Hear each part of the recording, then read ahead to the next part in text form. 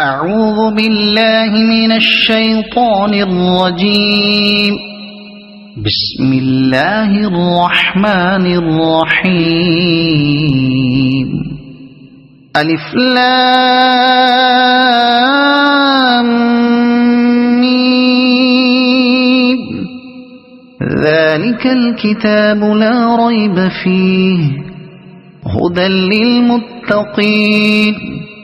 الذين يؤمنون بالغيب ويقيمون الصلاة ومما رزقناهم ينفقون والذين يؤمنون بما أنزل إليك وما أنزل من قبلك وبالآخرة هم يوقنون أولئك على هدى من ربهم وأولئك هم المفلحون. إن الذين كفروا سواء عليهم أأنذرتهم أم لم تنذرهم لا يؤمنون. ختم الله على قلوبهم وعلى سمعهم وعلى أبصارهم غشاوة ولهم عذاب عظيم. ومن الناس من يقول آمنا بالله وباليوم الآخر وما هم بمؤمنين يخادعون الله والذين آمنوا وما يخدعون إلا أنفسهم وما يشعرون. في قلوبهم مرض فزادهم الله مرضا ولهم عذاب أليم بما كانوا يكذبون. وإذا قيل لهم لا تفسدوا في الأرض قالوا إنما نحن مصلحون ألا إنهم هم المفسدون ولكن لا يشعرون. وإذا قيل لهم آمنوا كما آمن الناس قالوا أنؤمن كما آمن السفهاء ألا إنهم هم السفهاء ولكن لا يعلمون.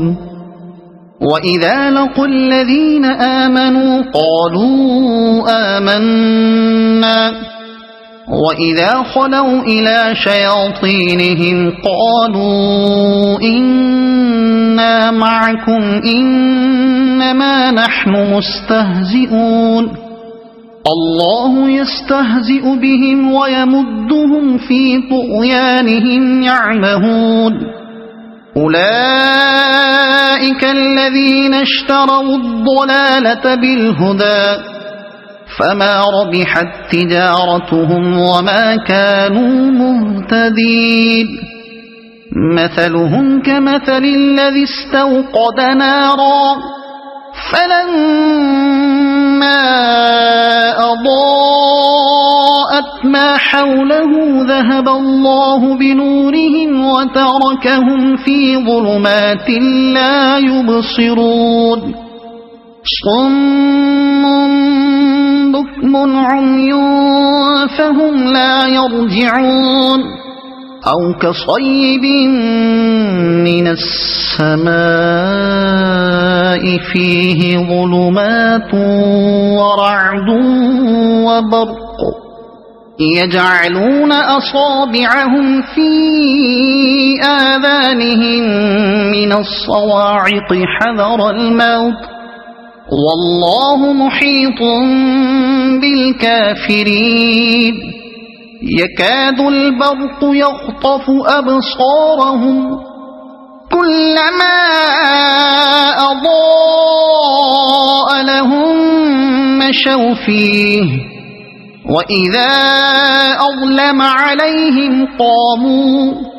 ولو شاء الله لذهب بسمعهم وأبصارهم إن الله على كل شيء قدير يا أيها الناس اعبدوا ربكم الذي خلقكم والذين من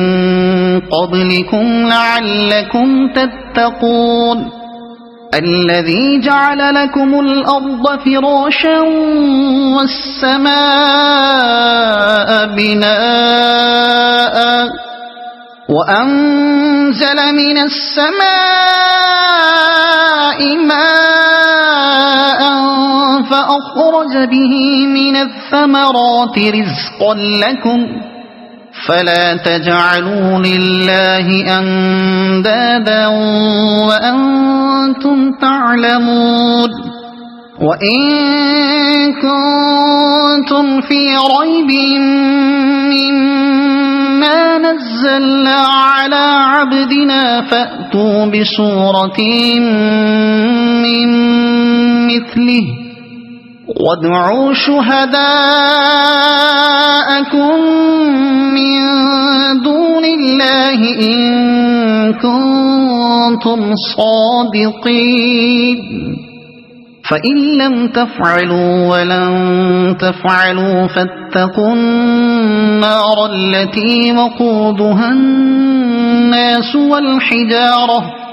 أعدت للكافرين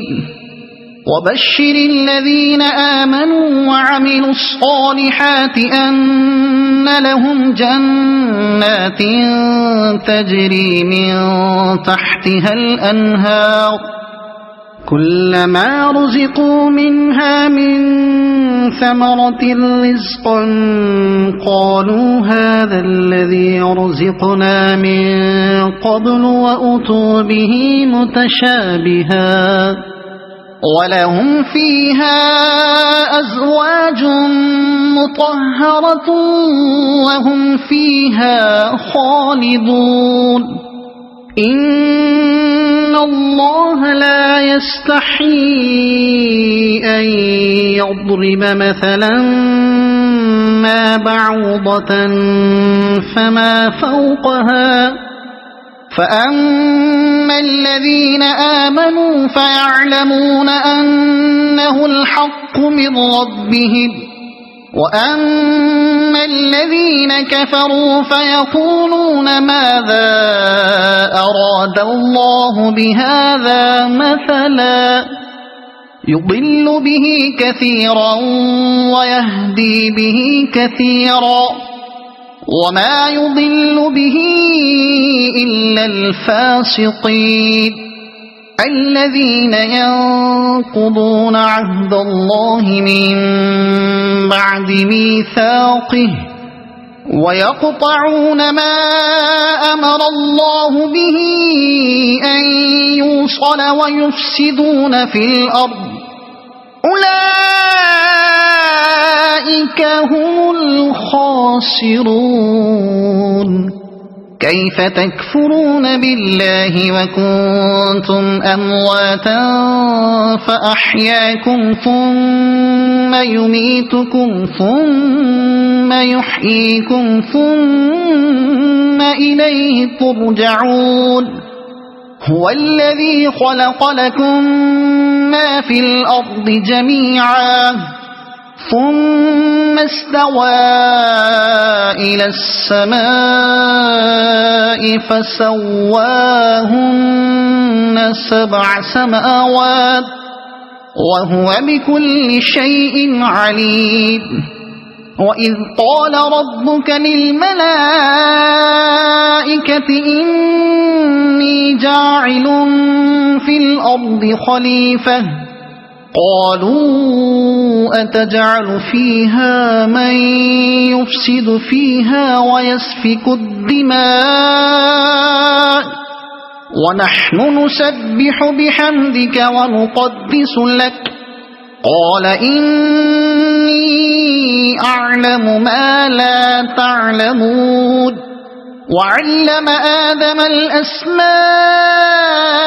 كلها ثم عرضهم على الملائكة فقال أنبئوني بأسماء هؤلاء إن كنتم صادقين قالوا سبحانك لا علم لنا إلا ما علمتنا إنك أنت العليم الحكيم قال يا آدم أنبئهم بأسمائهم فلما أنبأهم بأسمائهم قال ألم أقل لكم إني أعلم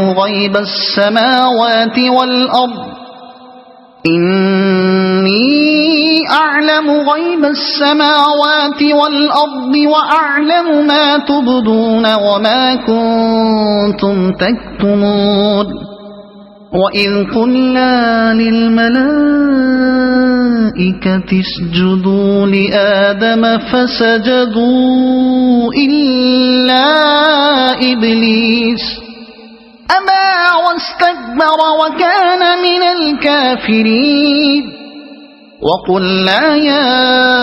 آدم اسكن أنت وزوجك الجنة وكلا منها رغدا حيث شئتما ولا تقربا هذه الشجرة فتكونا من الظالمين فأزلهما الشيطان عنها فأخرجهما مما كانا فيه وقلنا اهبطوا بعضكم لبعض عدو ولكم في الأرض مستقر ومتاع إلى حين فتلقى آدم من ربه كلمات فتاب عليه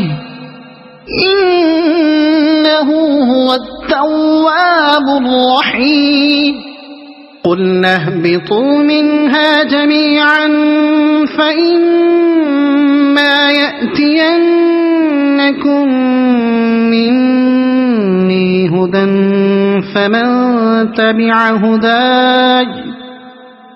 فمن تبع هداي فلا خوف عليهم ولا هم يحزنون والذين كفروا وكذبوا بآياتنا أولئك أصحاب النار هم فيها خالدون يا بني إسرائيل اذكروا نعمتي التي أنعمت عليكم وأوفوا بعهدي أوف بعهدكم وإياي فارهبون وآمنوا بما أنزلت مصدقا لما معكم ولا تكونوا أول كافر به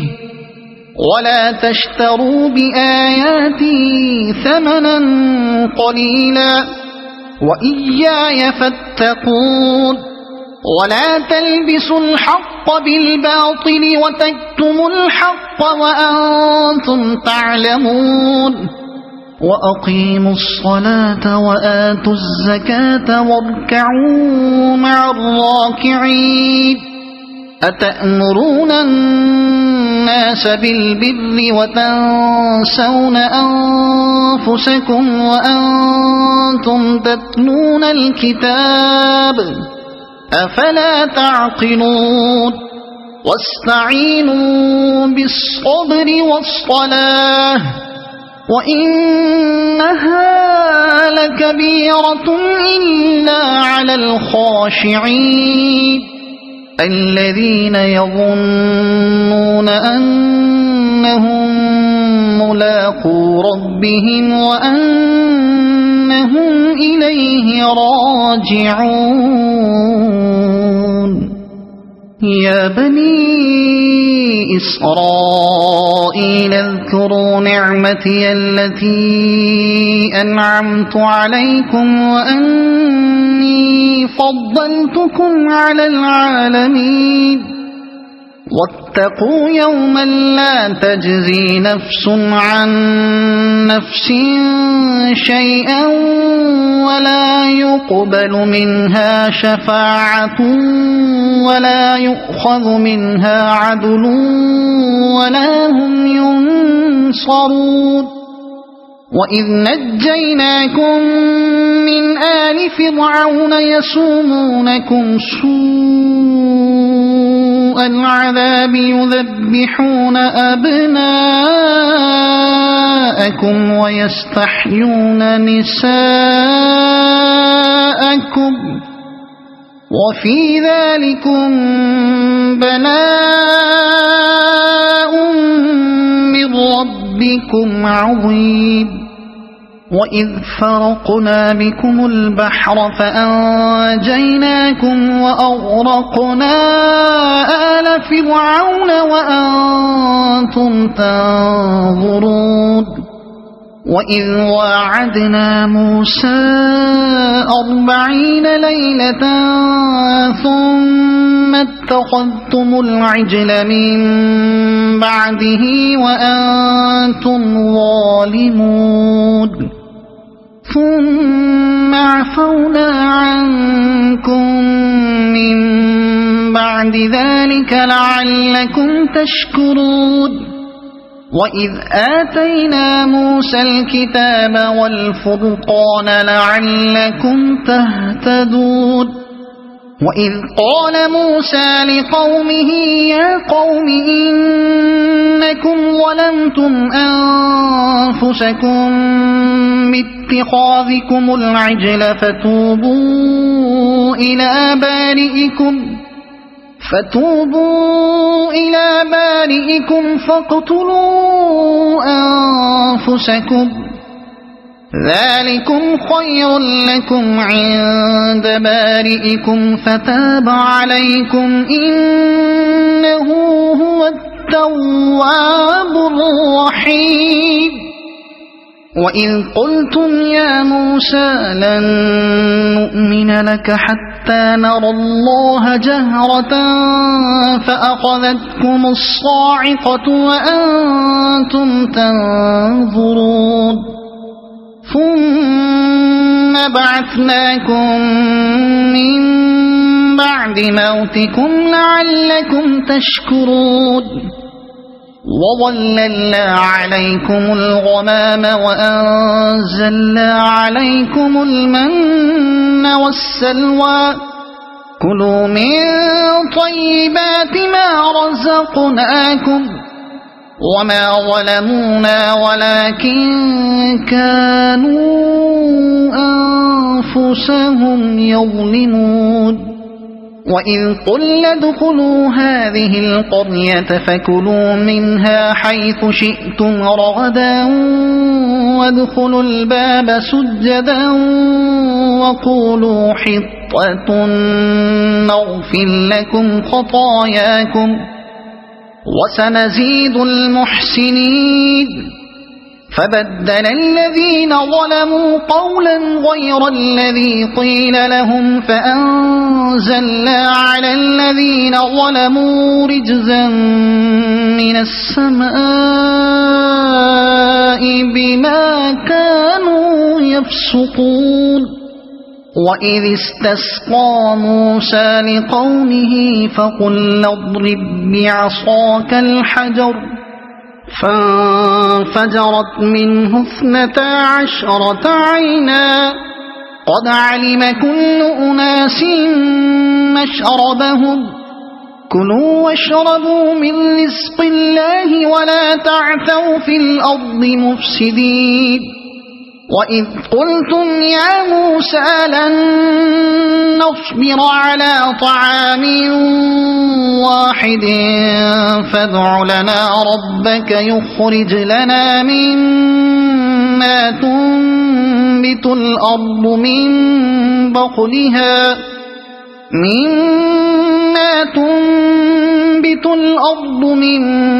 بقلها وقثائها وفومها وعدسها وبصلها قال أتستبدلون الذي هو أدنى بالذي هو خير اهبطوا مصرا فإن لكم ما سألتم وضربت عليهم الذلة والمسكنة وباءوا بغضب من الله ذلك بأنهم كانوا يكفرون بآيات الله ويقتلون النبيين بغير الحق ذلك بما عصوا وكانوا يعتدون إن الذين آمنوا والذين هادوا والنصارى والصابئين من آمن بالله واليوم الآخر وعمل صالحا فلهم أجرهم عند ربهم ولا خوف عليهم ولا هم يحزنون وإذ أخذنا ميثاقكم ورفعنا فوقكم الطور خذوا ما آتيناكم بقوة واذكروا ما فيه لعلكم تتقون ثم توليتم من بعد ذلك فلولا فضل الله عليكم ورحمته لكنتم من الخاسرين ولقد علمتم الذين اعتدوا منكم في السبت فقلنا لهم كونوا قردة خاسئين فجعلناها نكالا لما بين يديها وما خلفها وموعظة للمتقين وإذ قال موسى لقومه إن الله يأمركم أن تذبحوا بقرة قالوا أتتخذنا هزوا قال أعوذ بالله أن أكون من الجاهلين قالوا ادع لنا ربك يبين لنا ما هي قال إنه يقول إنها بقرة لا فارض ولا بكر عوان بين ذلك فافعلوا ما تؤمرون قالوا ادع لنا ربك يبين لنا ما لونها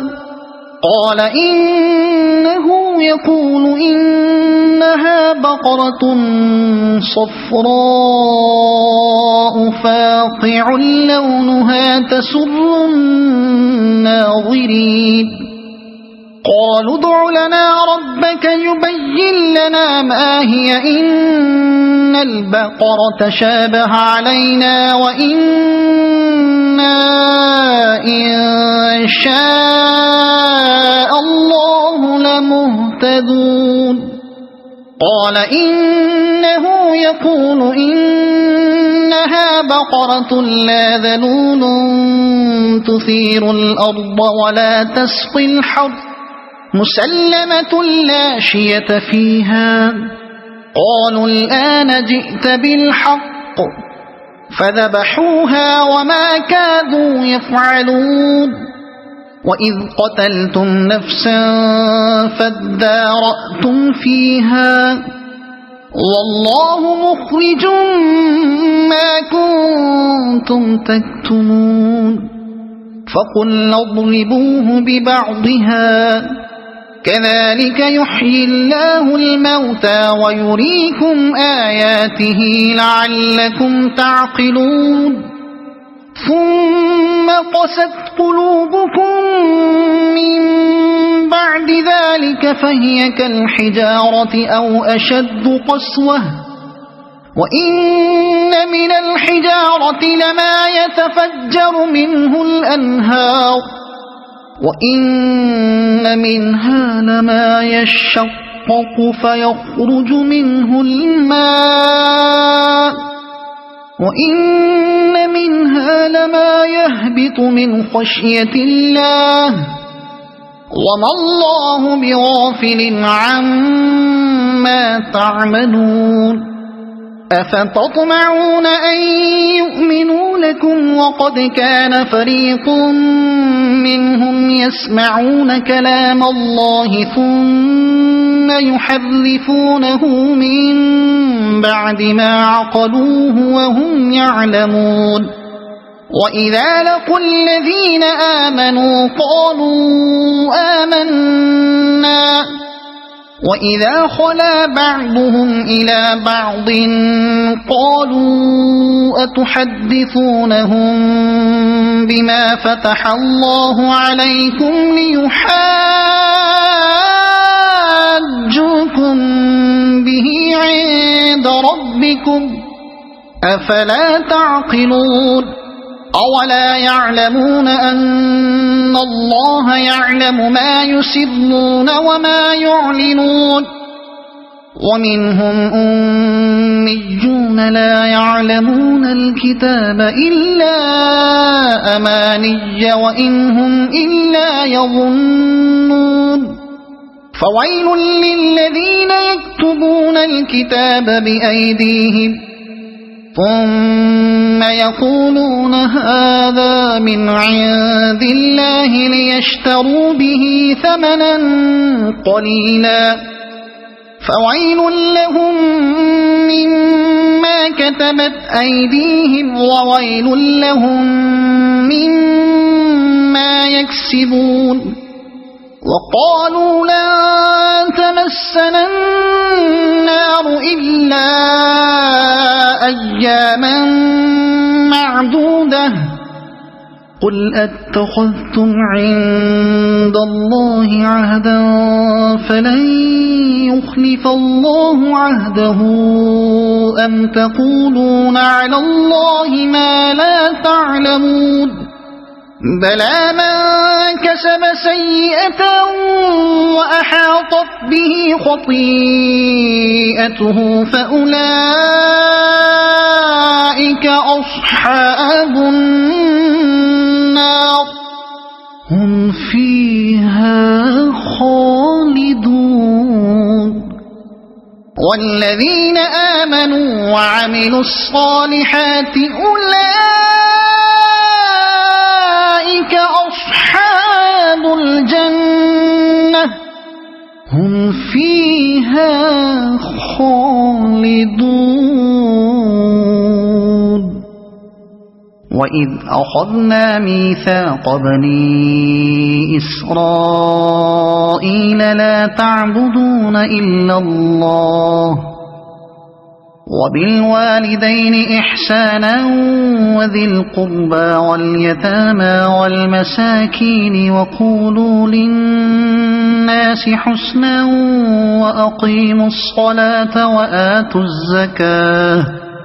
ثم توليتم إلا قليلا منكم وأنتم معرضون وإذ أخذنا ميثاقكم لا تسفكون دماءكم ولا تخرجون أنفسكم من دياركم ثم أقررتم وأنتم تشهدون ثم أنتم هؤلاء تقتلون أنفسكم وتخرجون فريقا منكم من ديارهم تظاهرون عليهم بالإثم والعدوان وإن يأتوكم أسارى تفادوهم وهو محرم عليكم إخراجهم أفتؤمنون ببعض الكتاب وتكفرون ببعض فما جزاء من يفعل ذلك منكم إلا خزي في الحياة الدنيا ويوم القيامة يردون إلى أشد العذاب وما الله بغافل عما تعملون أولئك الذين اشتروا الحياة الدنيا بالآخرة فلا يخفف عنهم العذاب ولا هم ينصرون ولقد آتينا موسى الكتاب وقفينا من بعده بالرسل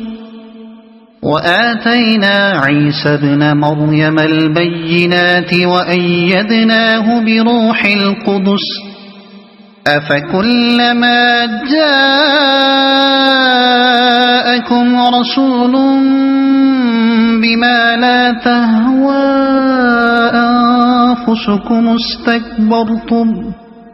ففريقا كذبتم وفريقا تقتلون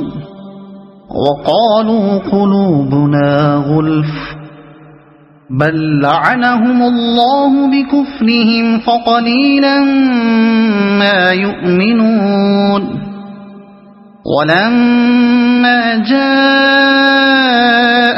كتاب من عند الله مصدق لما معهم وكانوا من قبل يستفتحون على الذين كفروا فلما جاءهم ما عرفوا كفروا به فلعنة الله على الكافرين بئس ما اشتروا به أنفسهم أن يكفروا بما أنزل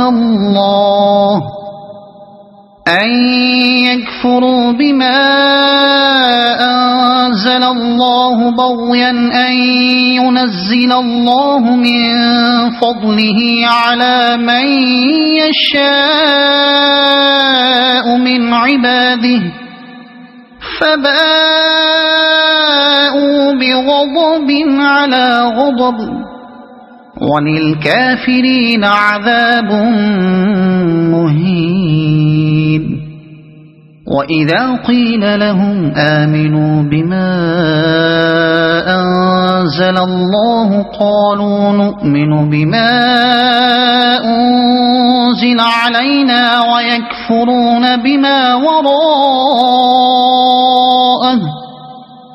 وهو الحق مصدقا لما معهم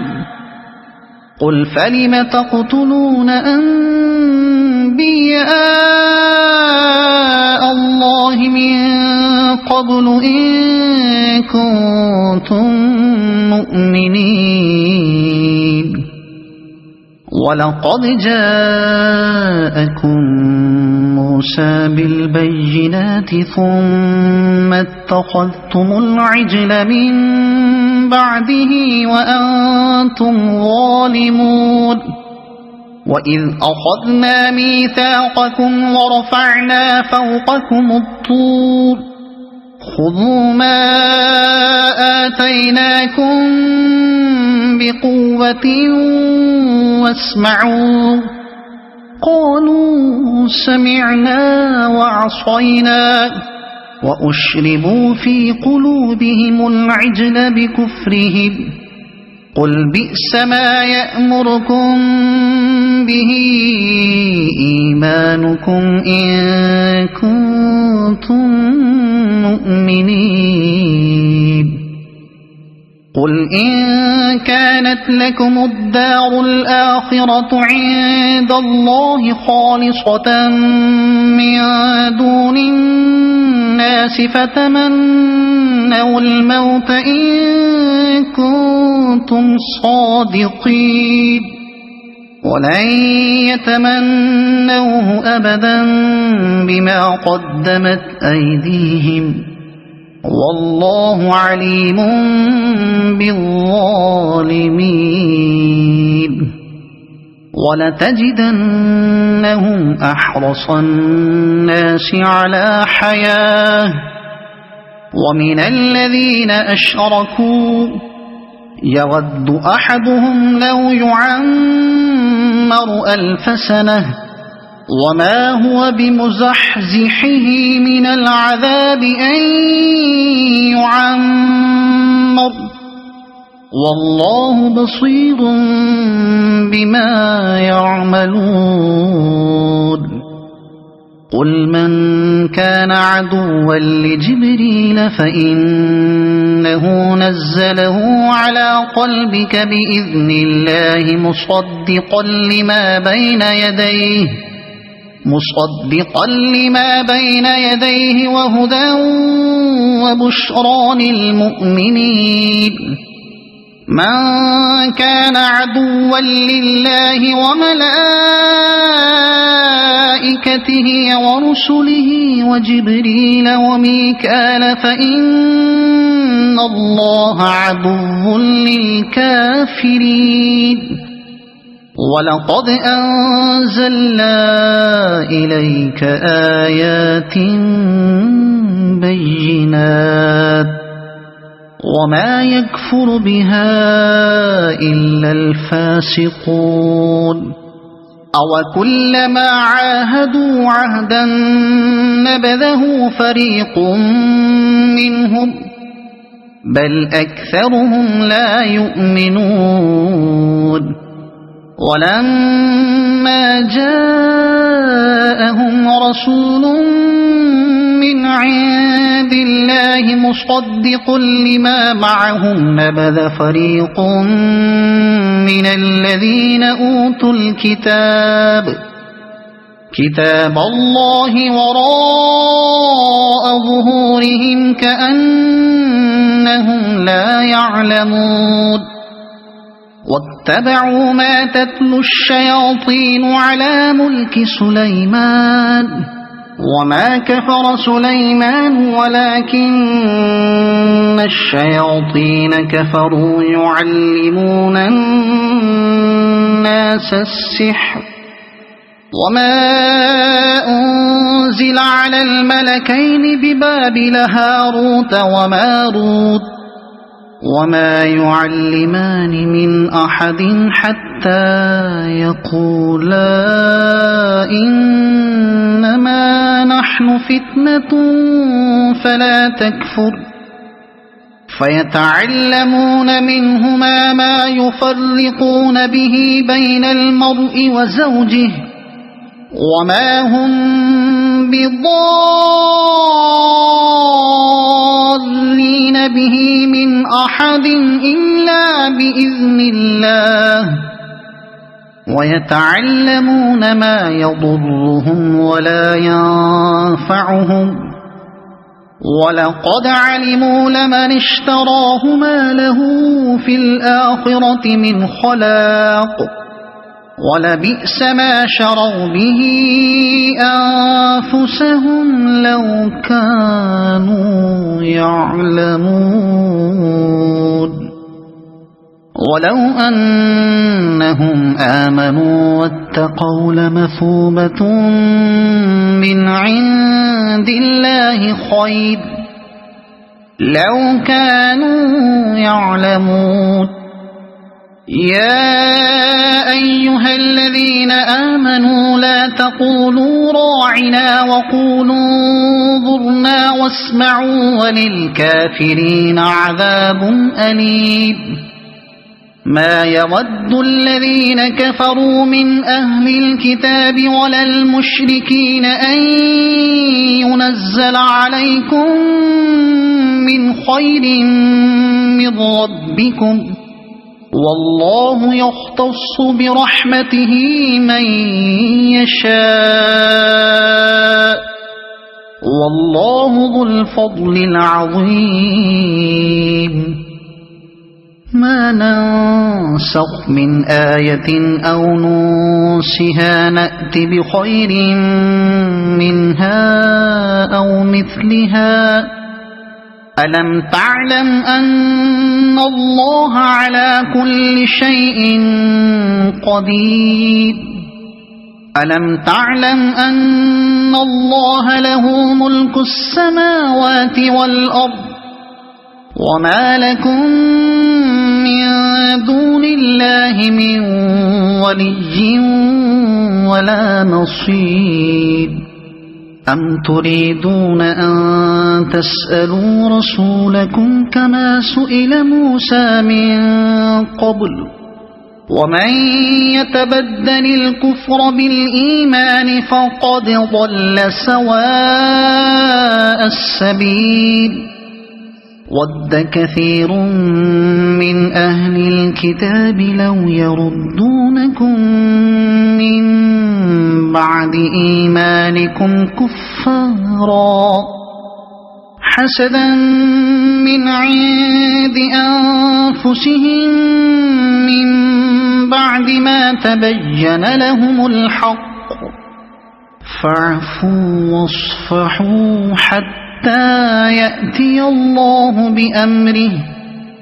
إن الله على كل شيء قدير وأقيموا الصلاة وآتوا الزكاة وما تقدموا لأنفسكم من خير تجدوه عند الله إن الله بما تعملون بصير وقالوا لن يدخل الجنة إلا من كان هودا أو نصارى تلك أمانيهم قل هاتوا برهانكم إن كنتم صادقين بلى من أسلم وجهه لله وهو محسن فله أجره عند ربه ولا خوف عليهم ولا هم يحزنون وقالت اليهود ليست النصارى على شيء وقالت النصارى ليست اليهود على شيء وهم يتلون الكتاب كذلك قال الذين لا يعلمون مثل قولهم فالله يحكم بينهم يوم القيامة فيما كانوا فيه يختلفون ومن أظلم ممن منع مساجد الله أن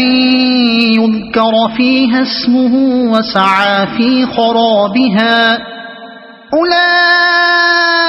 أولئك ما كان لهم أن يدخلوها إلا خائفين لهم في الدنيا خزي ولهم في الآخرة عذاب عظيم ولله المشرق والمغرب فأينما تولوا فثم وجه الله إن الله واسع عليم وقالوا اتخذ الله ولدا سبحانه بل له ما في السماوات والأرض كل له قانتون بديع السماوات والأرض وإذا قضى أمرا فإنما يقول له كن فيكون.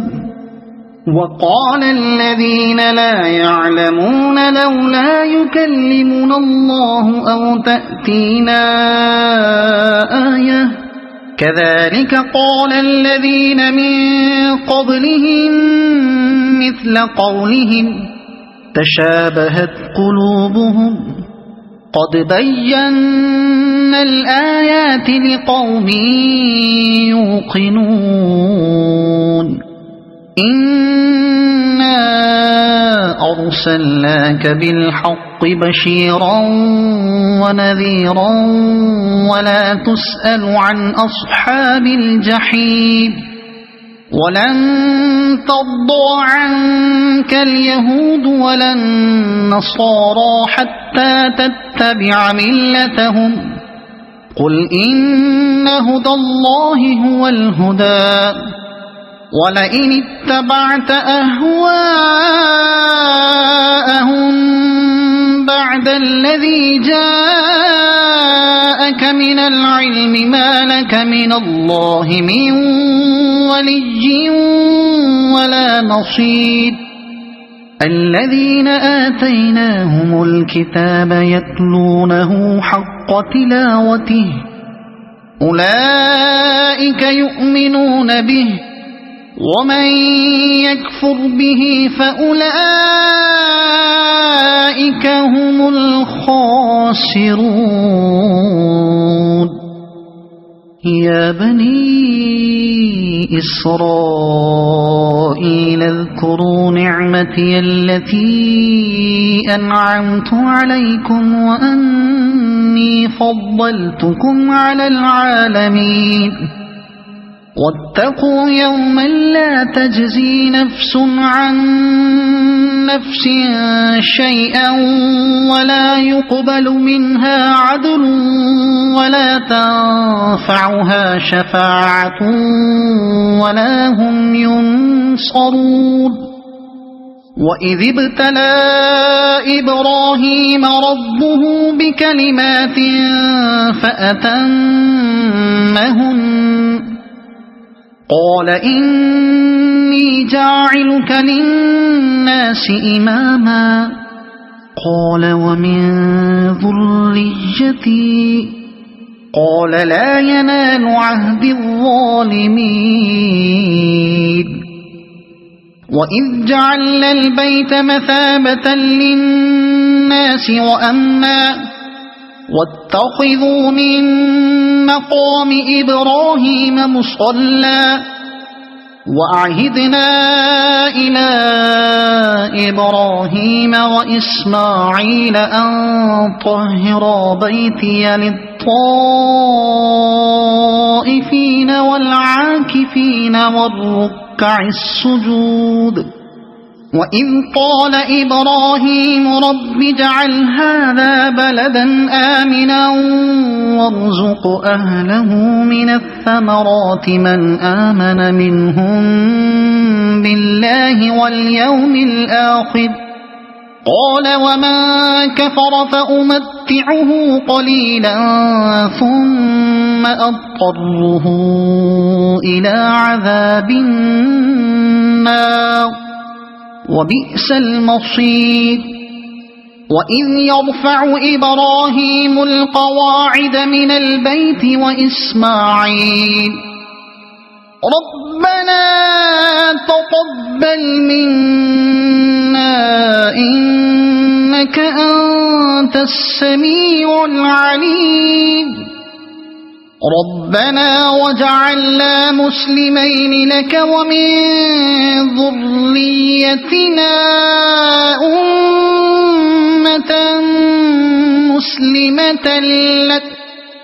وأرنا مناسكنا وتب علينا إنك أنت التواب الرحيم ربنا وابعث فيهم رسولا منهم يتلو عليهم آياتك ويعلمهم الكتاب والحكمة إنك أنت العزيز الحكيم ومن يرغب عن ملة إبراهيم إلا من سفه نفسه ولقد اصطفيناه في الدنيا وإنه في الآخرة لمن الصالحين إذ قال له ربه أسلم قال أسلمت لرب العالمين ووصى بها إبراهيم بنيه ويعقوب يا بني إن الله اصطفى لكم الدين فلا تموتن إلا وأنتم مسلمون أم كنتم شهداء إذ حضر يعقوب الموت إذ قال لبنيه ما تعبدون من بعدي قالوا نعبد إلهك وإله آبائك إبراهيم وإسماعيل وإسحاق إلها واحدا ونحن له مسلمون تلك أمة قد خلت لها ما كسبت ولكم ما كسبتم